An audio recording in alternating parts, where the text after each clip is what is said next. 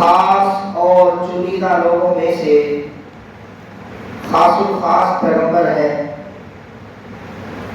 جنہیں جد الانبیاء یعنی نبیوں کا دادا کہا جاتا ہے۔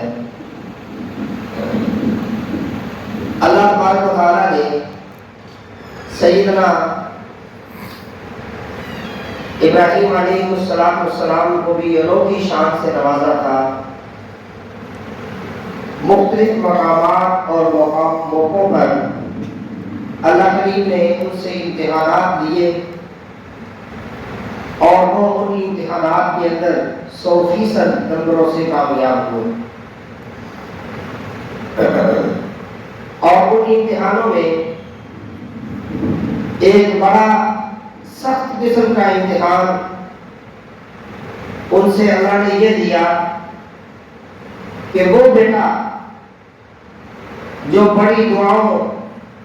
بڑی لجاجتوں اور بڑی منتوں کے بعد حاصل ہوا تھا، اور اس کا دکھ یا اس کا احساس صرف اسی کو ہو سکتا ہے جس کی اولاد نہ ہو، یا جس کی اولاد پچھلی عمر کی ہو۔ پچھلی عمر کا بچہ تھوڑا سا بڑا ہوتا ہے، فلما بلغ معه السعي، قرآن کریم کہتا ہے جب وہ تھوڑا سا بڑا ہوتا ہے، باغم دورم 6-7 سال کا، قال یا بنی انی ارا فی المنام، ابراہیم علیہ السلام اپنے بچے کو مخاطب کر کے کہتے ہیں اے میرے بیٹے، میں نے خواب میں دیکھا ہے، میرے پاس فرشتہ نہیں آیا، الہام نہیں ہوا، ڈائریکٹ اللہ کا حکم نہیں ہے، خواب ہے، میں نے خواب میں دیکھا ہے انی اذبحک، میں تجھے ذبح کر رہا ہوں، فانظر ماذا ترى، اے میرے بیٹے تو بتا تیرا کیا خیال ہے، میں نے خواب میں دیکھا ہے، تیرا کیا خیال ہے؟ لیکن وہ بیٹا بھی عام بچہ نہیں تھا، بلکہ نبی کی اولاد، نبی کی صحبت میں رہنے والا مستقبل کا ایک نبی تھا، جو فوراً پکار اٹھے یا ابت افعل ما تؤمر، اے میرے باپ آپ کر گزریے جس کا آپ کو حکم دیا گیا۔ کہ نبیوں کے خواب بھی وہی ہوتے ہیں، آپ کو اللہ نے جو کرنے کا حکم دیا ہے اسے جلد از جلد پورا کر دیجیے۔ چنانچہ جب اس حکم کے پورا کرنے کی باری آئی، اپنے بیٹے کو لیا اور میدان کے اندر جا نکلے، بیٹے کو لٹا لیا، چھری کو تیز کر لیا، بچے کے گردن کے اوپر چھری چلا دی، اپنی طرف سے اپنا بچہ اللہ کی راہ میں قربان کر دیا، خواب میں ملنے والا وہ حکم اس کو پورا کر دیا۔ اللہ نے سیدنا ابراہیم علیہ السلام کے بیٹے کی جگہ پر جنت سے ایک دمبا اور چھری کے نیچے رکھوایا، اور ابراہیم کے لیے اعلان فرمایا فلما اسلما وتلہ للجبین، جب دونوں راضی ہو گئے اس کو پیشانی کے بل لٹا بھی لیا، نادیناہ یا ابراہیم، ہم نے آواز لگائی اے ابراہیم قد صدقت الرؤیا، تو نے اپنا خواب سچا کر دیا، تو نے اپنا خواب سچا کر دیا ہے۔ جو میں نے تیرے اوپر امتحان ڈالا تھا اس امتحان کے اندر تو کامیاب ہو گیا، 100% کامیاب ہو گیا۔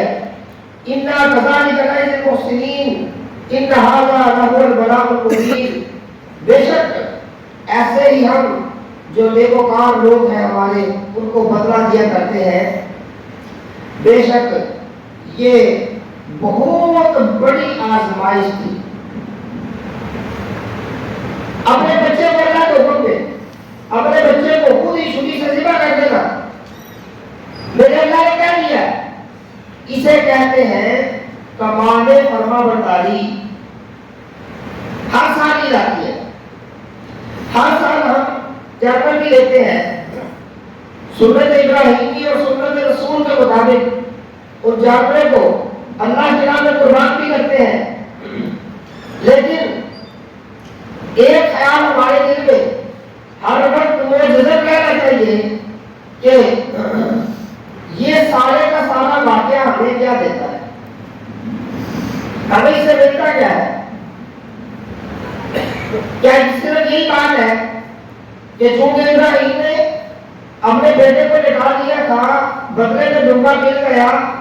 وہ قربانی سنت رسول کے مطابق اسلام کے اندر، دین کے اندر آ گئی، ہم اس دین کے ایک حکم کو پورا کر رہے ہیں اور اس پر اجر کے امیدوار ہیں، اس پر کتنا اجر مل جائے گا، بس بات ختم ہو گئی؟ نہیں، اصل بات کی طے اور ٹول کے اندر جانا چاہیے، وہ یہ ہے کہ جو بات سیدنا ابراہیم علیہ السلام نے ہمیں اور آپ کو سمجھائی ہے کہ اگر اللہ کی رضا میں آخری حد تک بھی جانا پڑے تو چلے جانا چاہیے۔ یہ کائنات ساری اللہ کی ہے، میرا اس کائنات کے اندر جو کچھ ہے وہ سب کا سب اللہ کا ہے۔ اگر اللہ اس دنیا کی میری کچھ تھوڑی سی جو کائنات میں نے بنائی ہوئی ہے اس میں سے ایک بکرا مانگے میں بکرا دے دوں گا، اگر بچہ بھی مانگے تو میں بچہ بھی دے دوں گا، اگر میری جان بھی مانگے تو میری جان بھی اس کے لیے حاضر ہے، اس لیے کہ میں اللہ کا بندہ ہوں، میں اللہ کا بندہ ہوں اور وہ میرا اللہ ہے، میں اس کے سامنے اس کے حکم پورے کرنے کے لیے اس کا ایک عاجز بندہ ہوں، اس کی طرف سے ملنے والا ہر حکم میرے لیے ہر حال ہر گھڑی میرے اوپر لازم ہے، مجھ پر ضروری ہے کہ میں اس کی ہر بات مانوں۔ اب اس اللہ نے فضل فرما دیا، احسان فرما دیا، یقین جانے بندہ تھوڑی دیر کے لیے چشم تصور پہ جائے اور دین اسلام کے احکامات کو ذرا غور سے دیکھے، نہ وہ دین ابراہیمی والے سخت اعمال ہیں، نہ اس دین کے اندر دین موسوی والے سخت اعمال ہیں، نہ اس دین کے اندر دین عیسوی والے سخت اعمال ہیں، اس دین کے اندر تو آسانی ہی آسانی ہے، اس دین کے اندر تو سہولت ہی سہولت ہے،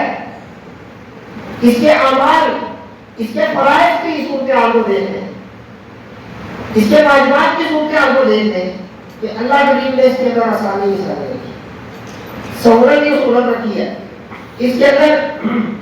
ابراہیم کی طرح بیٹے قربانی کرنے پڑتے ہیں، کبھی اللہ نے نہیں کہا،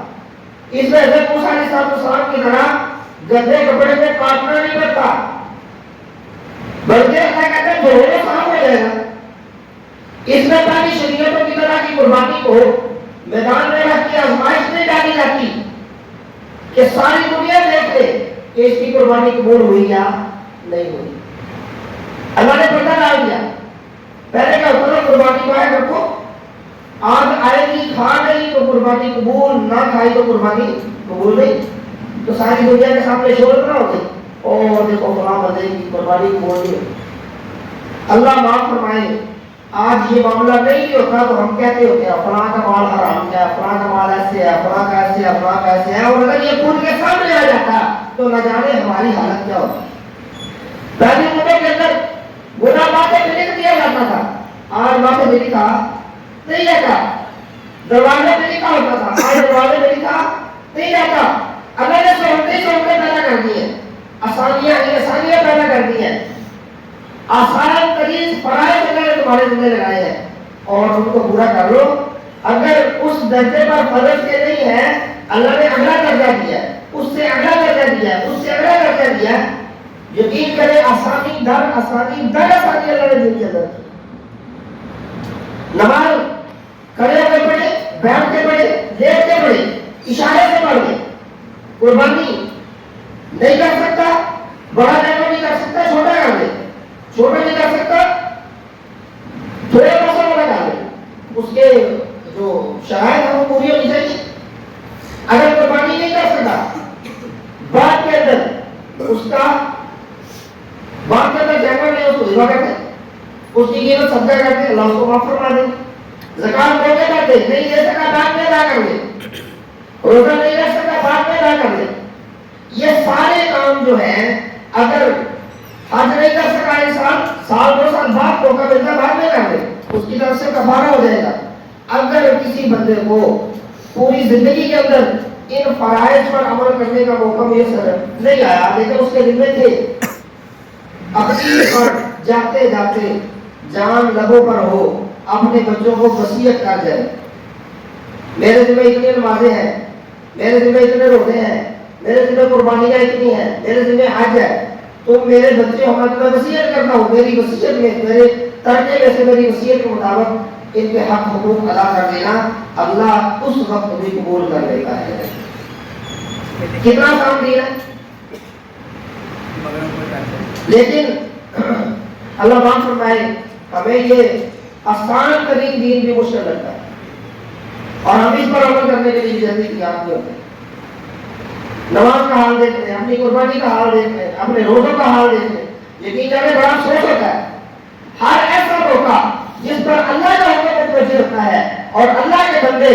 خود کو کہتے ہوتے ہیں ہم اللہ کے بندے ہیں لیکن اللہ کی بات نہیں مانتے, پتہ نہیں کس درجے سے پھر وہ کہتے ہوتے ہیں ہم مسلمان ہیں. نبی اکرم صلی اللہ علیہ وسلم نے دو انداز میں ارشاد فرمایا, میرا وہ مومن بندہ مومن بندی جس پر قربانی واجب ہو اور وہ قربانی نہ کرے وہ ہماری عیدگاہ میں نہ آئے, ہماری عیدگاہ میں نہ آئے ہو کہ اس پر قربانی تو ہے لیکن قربانی ادا نہیں کر رہا, اس کو کوئی ضرورت نہیں ہماری عیدگاہ میں آنے کی. لہذا وہ لوگ جن پر قربانی لازم اور ضروری ہے اس کو اللہ کا حکم سمجھتے ہوئے اپنی خواہشوں, اپنی چاہتوں اور اپنی ترجیحات کو بالائے طاق رکھ کے محض اللہ کا حکم سمجھ کے اللہ نے جتنی استطاعت دی ہے اس استطاعت کے مطابق جانور خریدے, اللہ کی راہ میں قربان کر دے. اللہ تمام لوگوں کی قربانیوں کو قبول فرمائے اور اس پر اپنی طرف سے ڈھیروں اجر عطا فرمائے. سبحان اللہ و بحمدہ اشہد ان لا الہ الا اللہ.